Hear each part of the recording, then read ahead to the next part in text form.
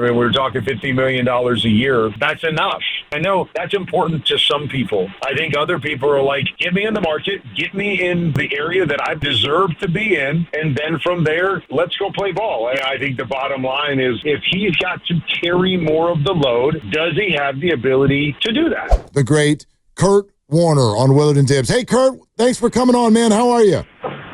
I'm doing good. How you guys doing? We're doing great, man, and we're still working through something that happened all the way with the announcement of Brock Purdy and his brand new deal. I got all kinds of questions, but I wonder just what was your initial reaction to what he got and how that all went down? I mean, I can't say I had a huge reaction. I figured this was going to get done. I figured it would be in that range somewhere, whether it was a little lower, a little higher, whatever. He's performed so well over the past few years. He's their guy, and that's the market. So to me, it was really just a matter of time more than anything else, knowing and hearing everything coming out of theirs. Brock wanted to be there. San Francisco wanted him there. Just a matter of time before this got done. How does it change you as a player when you go from also ran and a guy who's really chasing it to when you get established and you get that first taste of success? How do you go about continuing to stay humble and do the work you need to do to be great? Well, I mean, the thing is, what motivated you to get there are the same things that motivate you once you get there. And so, I was never chasing money when I was pursuing this to go, okay, now I just need to get that big payday. No, I mean, I was motivated to be great. I was motivated to show what I was capable of and to push myself every day to see how good I could be. And the greatest motivator was to want to be the best to play the game. And so, the big payday was nice. Obviously, when you make it, quote unquote, you win an MVP or you win a Super Bowl, it's all great. But, it's the consistency of excellence that you strive for. And that, to me, is what always motivated me. When I won an MVP, I wanted to win another one. When I wanted a Super Bowl, I wanted to win another one. When you get a big contract because you've earned it, you want to earn another one. I mean, that's what it's all about, is the motivation to be the best version of yourself. And so it didn't stop, whenever you had different milestones that you hit along the way. Kurt, I certainly don't want anybody going, wow, what a great guy, because he only took $53 million a year. But I think fans look at these quarterback deals and they sort of expect this to go in order. Like the next one's going to get a little more and the next one's going to get a little more. We've now seen two QBs in a row maybe take a little bit less than a player that seemingly they're better than, right? Josh Allen takes a little bit less than Dak Prescott. Here's Brock Purdy taking a little bit less than Trevor Lawrence and Tua. What do you think that says about Brock and maybe the leadership and the approach he took to this? Yeah, I mean, I don't really know the motivation behind all of that. I think when you get to this point, like you're talking, I mean, we're talking $50 million a year. I think the bottom line is, what's a couple extra million? Again, if I'm going to make $250 million, that's enough. And now let's spend it on everybody else and let's go win championships, and let's not haggle over a couple more million or be in the highest paid. And again, I know that's important to some people. I think other people are like, get me in the market, get me in, the area that I believe I deserve to be in. And then from there, let's go play ball. I think back to when I signed that big contract with St. Louis, and we ended up having like four guys: Isaac, Marshall, myself, and Big O, and we all kind of signed the same deal. Mine might have been a little bit more than theirs, being the quarterback, but we were all in the same range where it was just like, give us what the going rate is, what the market is, and great, let's sign it and let's go be great. And so I think a lot of guys kind of take that approach. There's always going to be some that, hey, I've earned it. I want to be the highest paid, player. I want to set the market, which is fine. But I just think that's the approach with a lot of guys is, hey, as long as we get in this area, let's sign this thing. Let's move forward. Let's get it behind us and let's go play ball. And he's got it behind him now, and he gets to go to phase 3 of the OTAs, and he's got Fred Warner out there, who is the highest paid at his position, and Kittle got new money, and McCaffrey's coming back. When you look at Brock Purdy and what he has around him coming into this year, do they have enough in this season with Brock Purdy now, taking on a big salary going forward?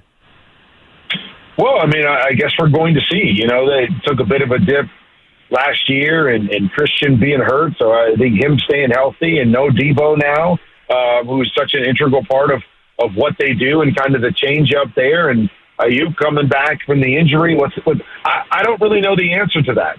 And I think the common debate, through this offseason before Brock's, signing the contract was, where does he slate in? And if he's got to carry more of the load, does he have the ability to do that? And I think we're going to get to see that. They paid him big dollar money, and, there's going to be some changes there where you feel like he's going to probably have to do a little bit more. And, and again, I don't want to say play better because he played really, really well, but, be more of a central piece to what they're doing and maybe make more plays throwing the football or have to throw the football a little bit more. And so we're going to see, because I'm not really sure. I mean, getting a little bit older and taking a little dip last year and losing some pieces. I don't know. I'm going to have to see, once the season starts, where they're at and, who they have filling in for some of those guys that they lost. I think there's a lot of questions with this 49er team, but it's nice to have your quarterback and have some key pieces like, Fred and George and Christian and guys to build around. They still got a lot of talent there.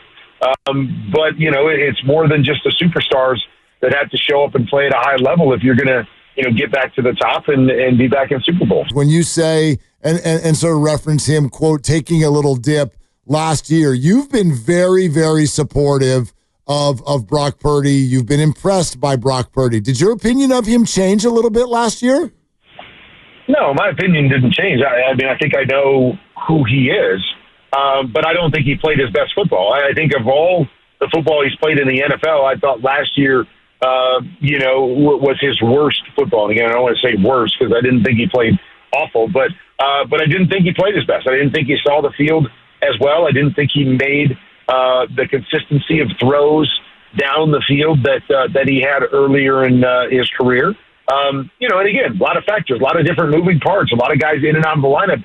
A lot of things can affect that. But yeah, I didn't think he played his best football last year. That doesn't mean I don't think he's a good football player or he's not the guy that I saw earlier in his career. I think I know what he is, and I love the way that he plays the game, and I think he does things that people don't appreciate and don't understand about the quarterback position that not everybody can do just because they may jump higher and run faster and throw farther than him. So I think I appreciate who he is as a player, but I just didn't think he played his best football last year. What are those things that he does do that other quarterbacks don't, and how does that really fit so well into the Shanahan system? Well, a lot of the Shanahan system is designed around, obviously, their play action and their run game and making everything look the same. But I don't think, their pass game is always, great for a quarterback from the standpoint that we're not always putting a defender in conflict with two wide receivers. Sometimes they're trying to put a defender in conflict with the run action and hope that he moves, but there's only one receiver that's kind of available in a certain area. And so the ability to anticipate, the ability to layer throws up and over the top of linebackers and beat safeties, to see and understand the spacing of the game is different than some other systems.